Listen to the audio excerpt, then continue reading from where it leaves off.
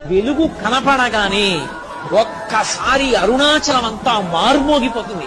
అరుణాచల శివ అరుణాచల శివ అరుణాచల శివ అరుణాచల అని ప్రత్యేకంగా అదే పలుకుతారు. ఆ 4 నామాలు పలుకుతారు. అరుణాచల శివ అరుణాచల శివ అరుణాచల శివ అరుణాచల.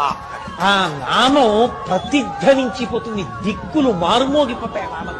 అప్పుడు అక్కడ జ్యోతి వెలిగించగానే ఇంటింటా జ్యోతులు, ఇన్ని జ్యోతులతో అసలు మీరు ఆ అరుణాచల క్షేత్రాన్ని చూస్తే ఎక్కడ చూసినా జ్యోతులు. ఇన్ని లక్షల మంది ఆ జ్యోతి వెలుగుతూ ఉండగా పర్వతం మీద ఆ పౌర్ణమి నాడు ప్రదక్షిణం చేస్తారు. కార్తీక పౌర్ణమి నాడు ప్రదక్షిణం చేయడం అంటే మీరు నడవడానికి ఏమి ఉండదు. మీరు అంగుళం ఖాళీ వస్తే కాలు కదుపుతూ వెడుతూ ఉండడమే అంతే. అలా తిరుగుతారు. అసలు అది జనం ఇలా ఇలా నడుస్తూ ఆ గిరి చుట్టూ తిరిగే స్థితిని చూడడం చాలు, అంత అద్భుతంగా ఉంటుంది. కొండంతా జనంతో నిండిపోతుంది. అంత పెద్ద జ్యోతి వెలుగు